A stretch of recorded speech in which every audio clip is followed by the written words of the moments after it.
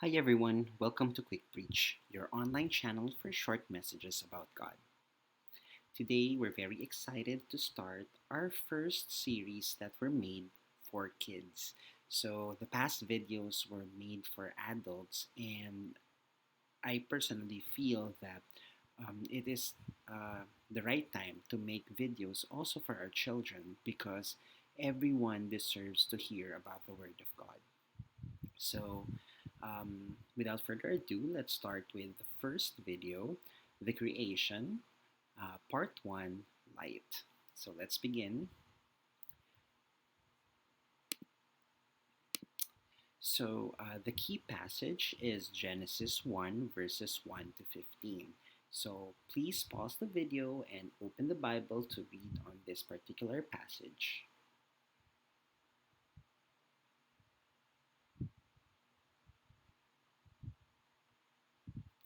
Now let's continue with our discussion. So first, we have to understand that what the universe looks like before God created everything. So in Genesis 1 verses 2, it says, "Now the earth was formless and empty. Darkness was over the surface of the deep, and the Spirit of God was hovering over the waters." So when we say formless, it means that there is no shape. When we say empty, it means that there is nothing existing in it. And look, the color words also said darkness was over the surface. So it means that everything is covered in black and nothing can be seen. So that's how the earth or how the world looks like. Now let's move on to the next verse. Genesis 1 verses 3 says, "And God said, 'Let there be light,' and there was light." So look at the colored words. God said. Why do you think that God needed to speak before something happened? So pause the video and think of an answer.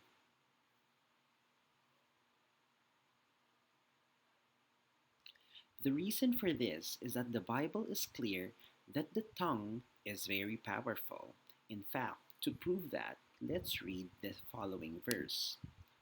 Proverbs 18 verses 21 says, "The tongue has power of life and death, and those who love it will eat its fruit." See, God needed to speak because there is power in words, especially God's words. So, this is also the reason why we have to be careful of what we are saying to others.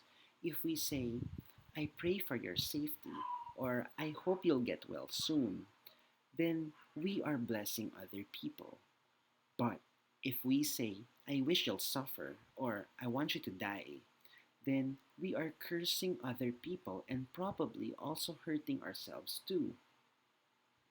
So, there, we've actually explained why God had to speak the words rather than just, snap or think about it.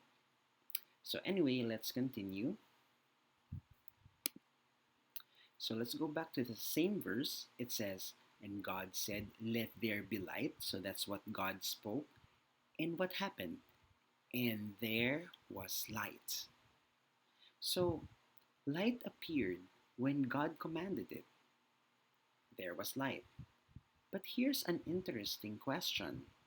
If there was no sun or other stars yet, then where is this light coming from? So pause the video again and think of an answer.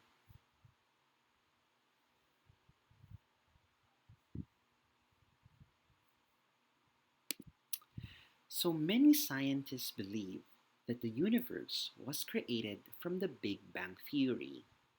The Big Bang is a model explaining how the universe expanded from an initial state of high density and high temperature. So there was special characteristics about this particular model. Now, it is said to have created light and eventually subatomic particles and atoms. Atoms, as probably you'll know in chemistry, are the building blocks of matter, that is, everything that we see around us. So it could be that God allowed the Big Bang Theory to happen on the first day of the creation. This will allow him to generate light and eventually atoms, which he will need to form in the other days or the other creations. Isn't it amazing how we can relate the Bible to science? Now, further, 1 John verses 1 to 5 says, "This is the message we have heard from him and declare to you. God is light. In him there is no darkness at all." So, it is easy for God to create light because it says right here, He Himself is light. He doesn't need the sun or other stars to create light. Now that's amazing. Let's continue. So we now go back to our passage, Genesis 1, verses 4. It says, "God saw the light was good, and He separated the light from the darkness." So notice the colored words, "the light was good." This is a beautiful testimony that God does not create anything that is bad or will harm anyone or anything, right? So it says good. We will get to see this in other creations. So try to remember that. Meanwhile, let us continue to our last passage. God called the light day, and the darkness he called night. And there was evening, and there was morning, the first day. So, because there was already light, then the concept of time was also created. A day happens when both morning and evening has passed, as we all know today. And that very much concludes our discussion. The first creation was light, resulting to the division of day and night. So thank you very much for listening to this very short video. If you enjoyed the message, click the like button and share to others. If you have any comments or suggestions or would like me and my colleagues to pray for you, you may use the comment section or email us at quickpreach@gmail.com. Now, if you wish to watch more short messages, subscribe to this channel and turn on the notifications to be reminded if a new video has been uploaded.